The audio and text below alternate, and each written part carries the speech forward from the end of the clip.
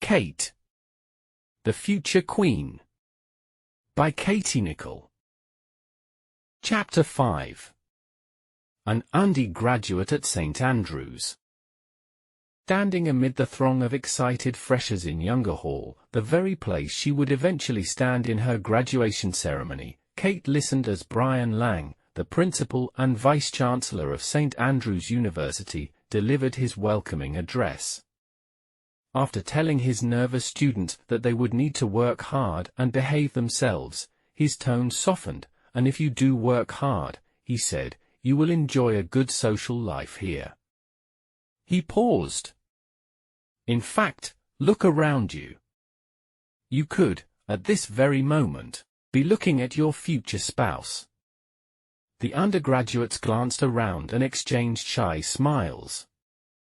Even if they weren't looking at their future husbands and wives, these would likely be their friends for life. It was early September, the weather was still mild, and Kate and her fellow undergraduates planned to make the most of the late summer before the temperature dropped and the small coastal town prepared to shiver through winter. Despite being so exposed to the elements, St. Andrews University is an attractive option for many students. It has an excellent academic reputation and is well known for caring for and nurturing its students. As the town is so remote and relatively small, the university community is well integrated within the town. Along with all freshers, Kate had already signed the Sponsio Academica, an oath of commitment to respect university life, preserve its reputation, and look out for other students. And this year, most unusually, students had also been asked to sign a confidentiality agreement on enrollment. There was already a united feeling of common purpose in the hall, and when Brian Lang ended his talk, as he did each year, by quietly asking the students to respect each other's privacy, there was an added degree of poignancy to his request. Everyone in the hall knew that very soon, their lives would be touched in some way by the arrival of the most famous undergraduate the university had seen in many years. Like everyone else present, Kate knew that William Wales, as he was to be known, had not yet arrived, having made a decision to join his fellow students after Freshers' Week. The university hierarchy was nervous about the media storm that would greet Prince William's arrival and, together with the palace, had made an agreement with the press that they could have limited, managed access to the prince if they left him alone for the rest of the time. William himself was well aware that even with this agreement in place, his participation in Freshers' Week might provoke a media frenzy and spoil things for the other students, and anyway, he was doubtful of the benefits of the preterm partying, later saying, "I thought I would probably end up in a gutter completely wrecked, and the people I had met that week wouldn't end up being my friends anyway." For Kate, the end of Vice-Chancellor Lang's speech marked the beginning of a hectic week of partying, meeting her university parents, older pupils who were in charge of looking after freshers, finding her way around the town, and settling into her residence hall. After a year of freedom and adventure, she was ready to begin life as an undergraduate. In between parties and orientation week events, Kate made room A31, her first floor, corner bedroom, feel homey and welcoming. A practiced photographer, she put up a collage of photos, all framed with neat white borders, that she had taken of her family, friends, and travels in her gap year, with room to add more as she charted her university days. She and her roommate, Sarah Bates, got to know each other, chatting about their school days and people they knew in common. Sarah was also a boarding school girl, but very much into shooting, hunting, and fishing, and though the two young women got along well, their social lives took slightly different routes. Kate had picked her accommodation wisely. St. Salvatore's, or Sally's, as it is nicknamed, is a beautiful, Oxbridge-style residence hall and one of the last at St. Andrews that continues long-standing traditions, such as a formal dinner at high table once a week. Most of the rooms have glorious views of the lawn, the North Sea, or St. Andrews Castle, and the facilities, the well-resourced library, the stained-glass wooden-panel dining hall, the pool and ping-pong tables, and an old-style common room, complete with open fire, a grand piano, and daily newspapers, allow the students to get to know each other. Kate soon found her way around and was often seen relaxing in the common room, curled up in an armchair, a cup of tea in hand, either reading newspaper articles her father rather touchingly mailed to her or getting to know her fellow hall mates. Kate had to make an effort to get to know people, but as Freshers' Week drew to a close, William moved into room B31 on the floor above her, surrounded by a ready-made group of friends, some of whom were, like him, old Etonians. Known immediately as the Sally's Boys, they included Fergus Boyd, Ollie Chadwick-Healy, Charlie Nelson, and Ollie Baker. It certainly didn't take them long to spot beautiful Kate, as she had been crowned by the other Sally's residents at the end of Freshers' Week. She was initially more reserved than many of the other young women, but her natural beauty was apparent.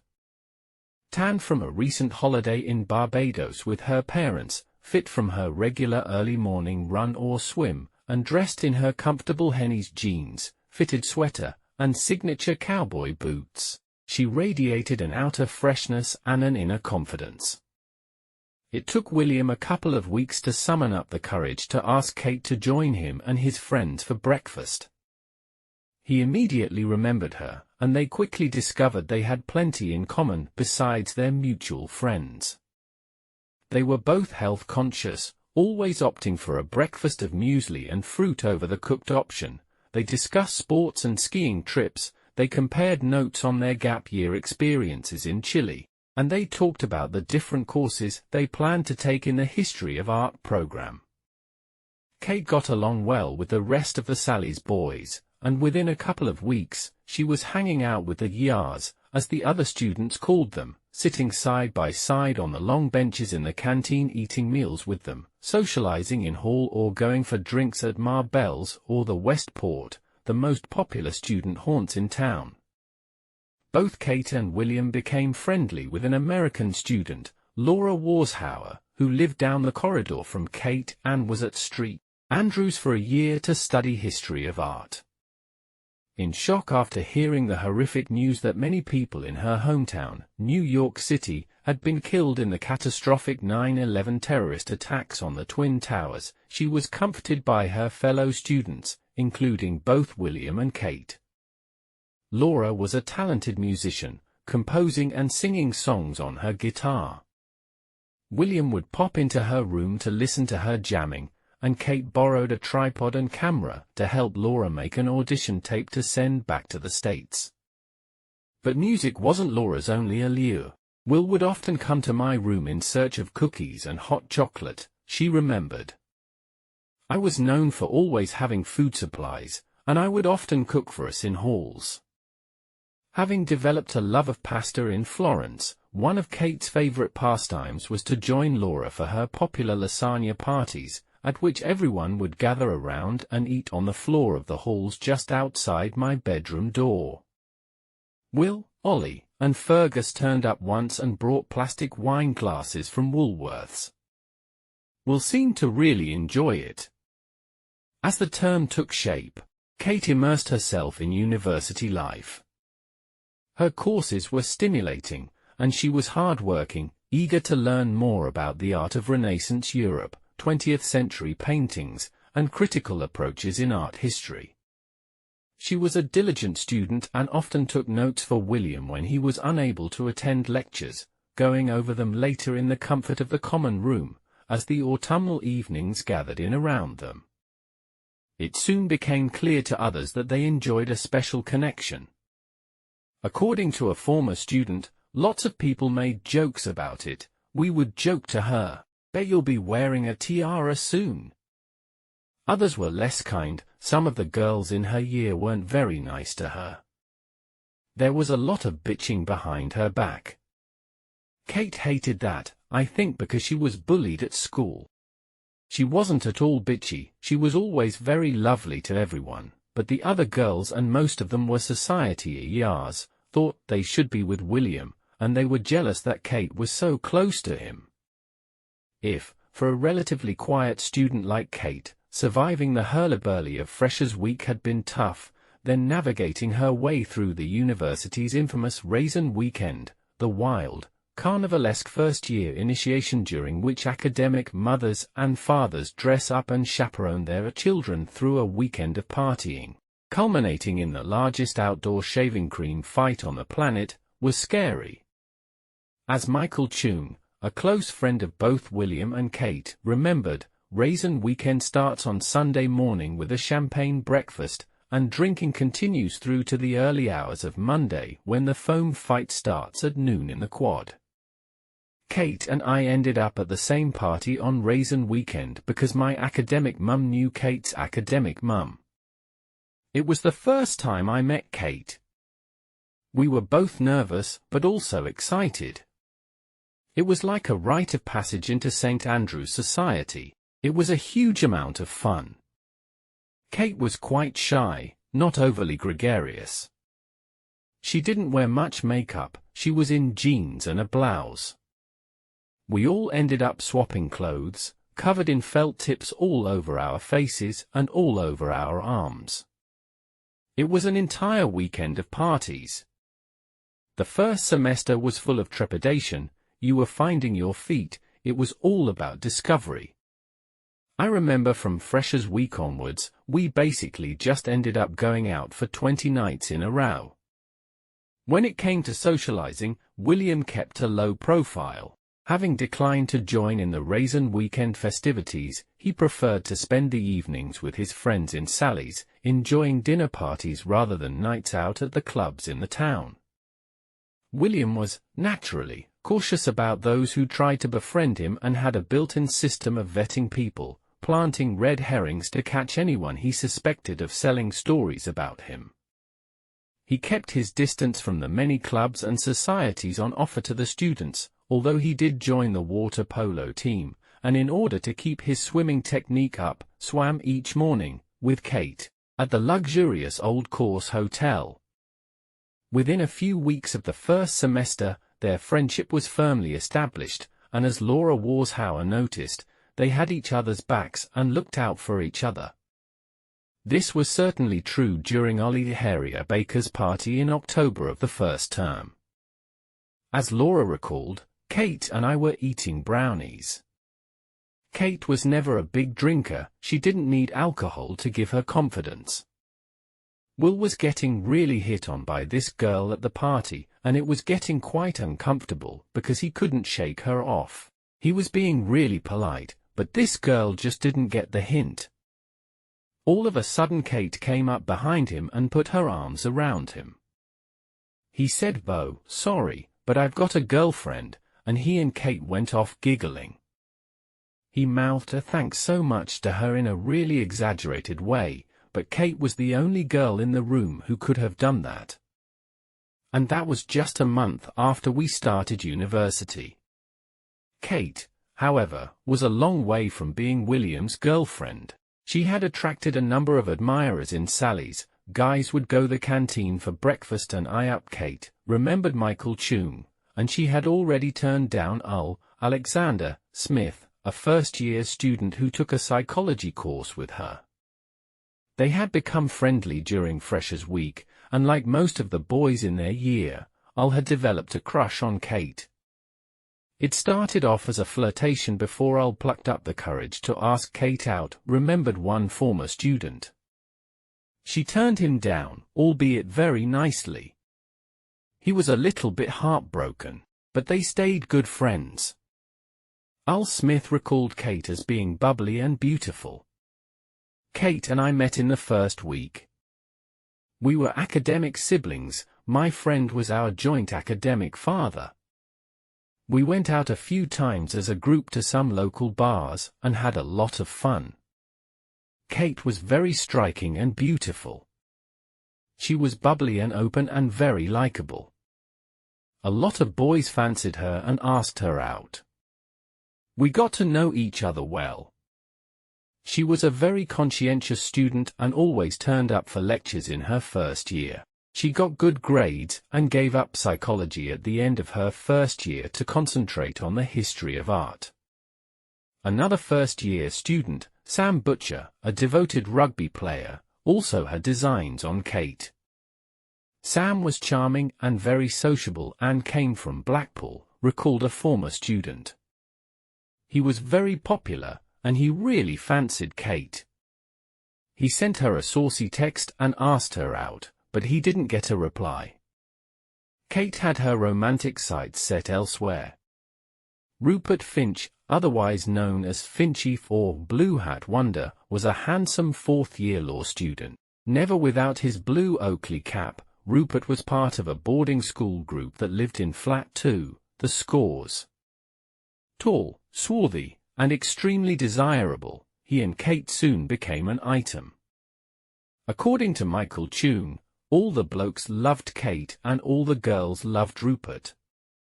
They were a golden couple. He would have crazy parties at his house, and all-night drinking sessions following nights at Marbell's, when the vodka bottle came out. Kate had found herself a popular, older boyfriend, and while she was focused on her studies and committed to her hockey training and fitness regimen, she was enjoying a lively social life. The first term was going well for Kate. Despite being happy to be going out with Rupert, it soon became apparent to those around her that Kate was wary of the other female friends in William's life. Unsurprisingly, he had no end of students interested in him.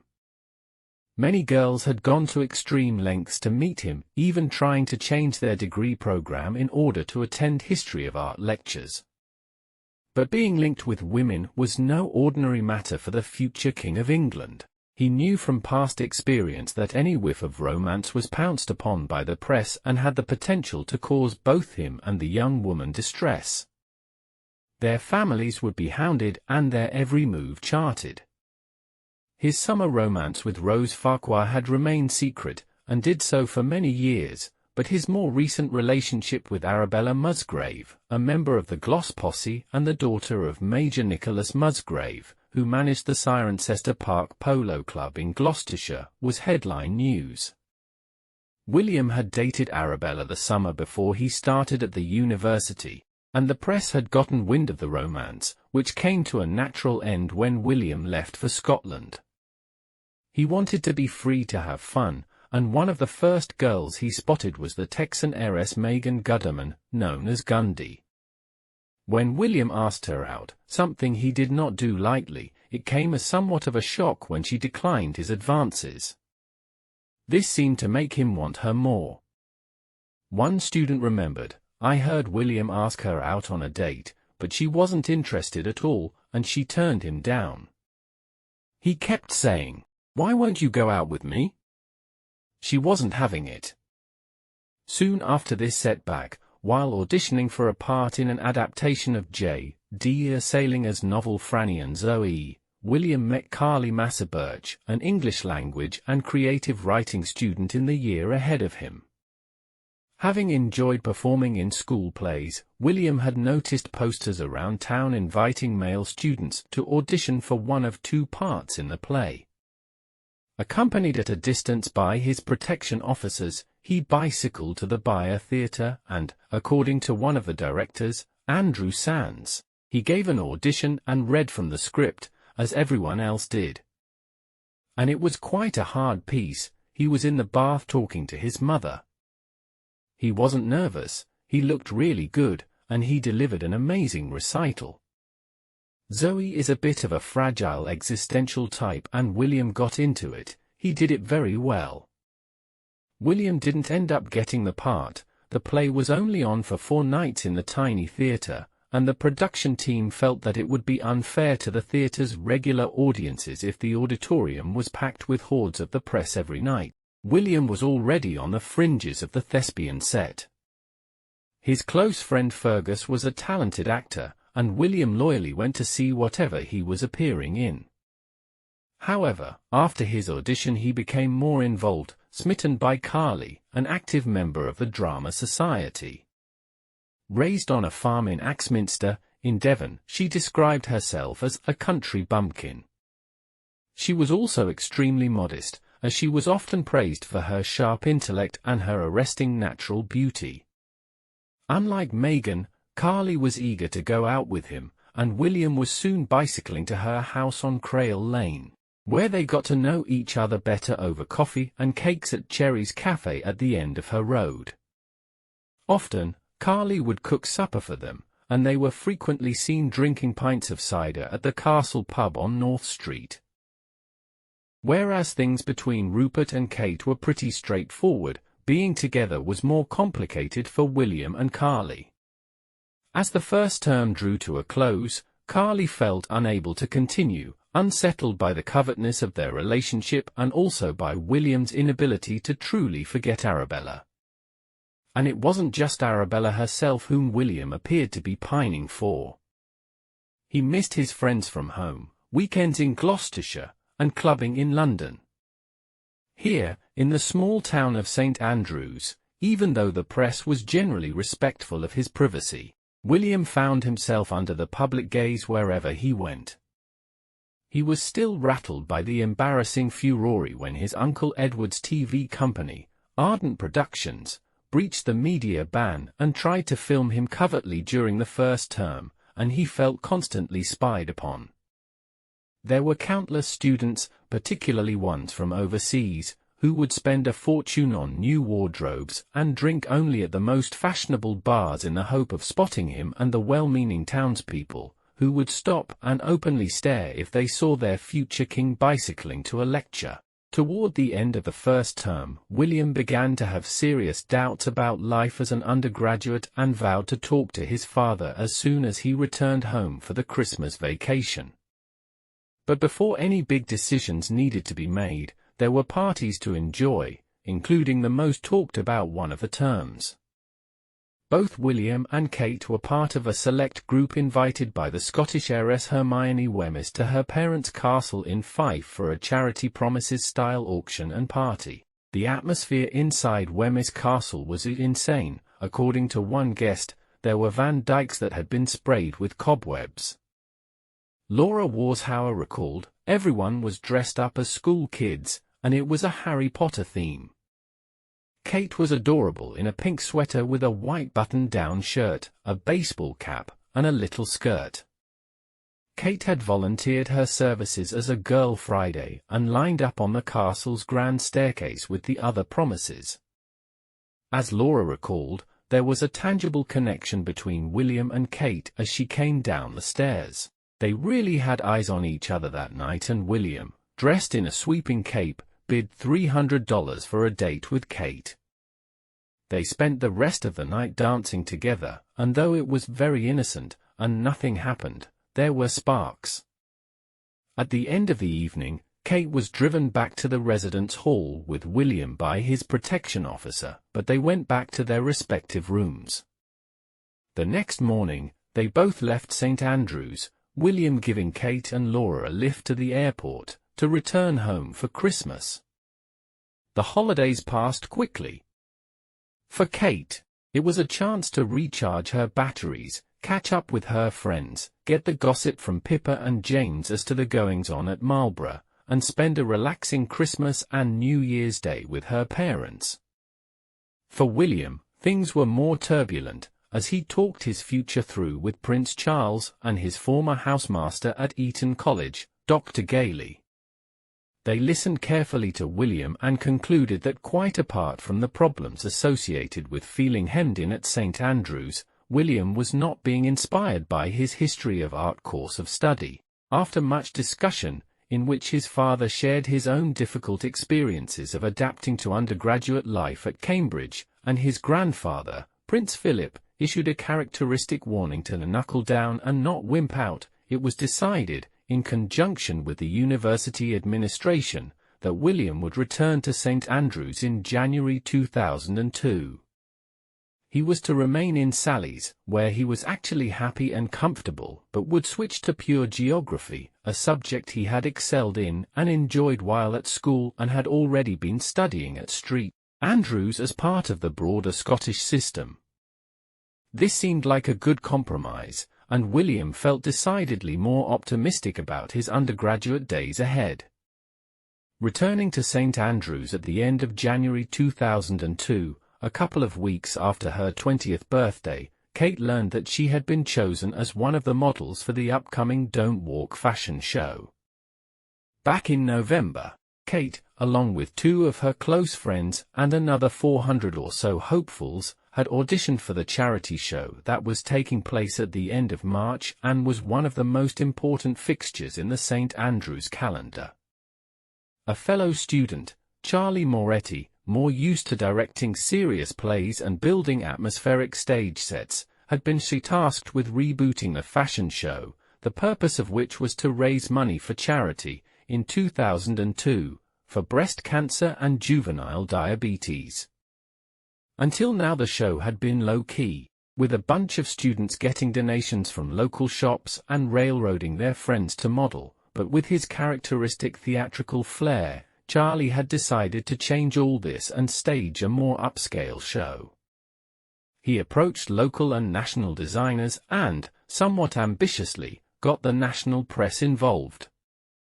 All they wanted to know was whether William was going to be there, but I wasn't allowed to say because of the media deal, he recalled. Kate passed the audition because of her natural good looks and fabulous figure, but she was also, as Andrew Sands, a member of the production team, testified, in the right crowd, able to bring the rich play cats to the show. There was no doubt in anyone's mind that the evening would have an edge if William were to attend, and though Charlie Moretti played water polo on the Prince's team, they needed as many open avenues as possible. They all knew that Kate was as close to William as it got. Indeed, at the start of the second term, when it came to sorting out accommodations for the second year, William had asked Kate, Fergus, and Olivia Bleasdale to share a house with him, an invitation Kate had accepted.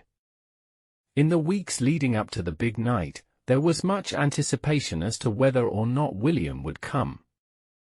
Andrew Sands choreographed the show and decided who would walk down the runway. The show was at the Student Union, which was very unglamorous. It's where the local disco The Bop was held. It was an uninspiring 1970s building. It was a blank canvas, and we created the mood we wanted. We had an uncomplicated central runway with tables around it. The top tables were closest to the catwalk and were offered to people in the show and sold out immediately. Kate was given a table, and she invited William and his good friend, Adam England, along with some others. It raised an eyebrow that she had invited William and definitely caused a bit of a stir. The price of the tickets was not prohibitive, between $23 and $38 each, with a table of up to 10 people costing $300. Preparations for the show were time-consuming, and Kate had to attend several rehearsals, during which she was taught to walk like a model, had her clothes fitted, and was paired up with appropriate runway partners, one of them being Fergus. Charlie had managed to secure donations from the fashion house Chloe, as well as some well-known French labels and some new, younger designers, among them Sophie McElligott and Charlotte Todd. Kate was given one of Charlotte's sheer skirts to wear, along with about 8 other changes, from black underwear to more formal creations. This was a new world to Kate, but as Andrew Sands remembers, nothing was too much for her. She was actually a great model. She put up with a lot of diva tantrums that always accompanied the show. She was always on time, smiley and polite, and wasn't diva-ish at all. She wasn't political and didn't try and befriend people on the committee, which plenty of others did. She was amazingly confident and didn't ask for huge amounts of guidance or fish for compliments. She wasn't nervous or panicky on the night, she was very self-contained. When it came to the evening itself, Sophie Butler, the local hairdresser who did Kate's hair for the show, was backstage with the models. We worked really hard before the show. On the actual night, it was really just tonguing and putting in the colored straw ribbons we braided into the hair, which I had bought from a florist. Backstage, Kate was with a few of her friends who were also in the show, and lots of Red Bull was being drunk, so it was all very excitable. I just remember her being a lovely girl. She was happy to do anything and everything she was asked to do. She was so beautiful and natural. She did stand out, and she really made an impression. And maybe it was because Kate knew William would be there, in the front row, that just before it was her turn to take center stage, she decided to dispose of the chunky knitwear she was supposed to be wearing over Charlotte Todd's see-through long skirt and instead, as Andrew Sands recalled, hoisted the skirt up and made it a much better-looking dress, which she wore over her black underwear. Whatever she did, it worked, as she shimmied down the runway, her long, curled hair braided with ribbons, her slender waist, washboard stomach, and toned legs visible through the sheer dress. William barely knew where to look. "Wow," he whispered to a friend. "Kate's hot." The show was a huge success, and the mood was upbeat at the various after-parties, the first, for all those involved in the show, at the Westport, and then a series of more exclusive house parties around town. Both Kate and William ended up at the same party at 14 Hope Street, where, according to Andrew Sands, they kissed at the end of the night. They were both standing up in the corner of the living room, and I recall seeing them out of the corner of my eye. It was dark, there were lots of people, and the music was playing very loud. Everyone pretended that they weren't taking much notice, but it went around St. Andrews like wildfire afterwards.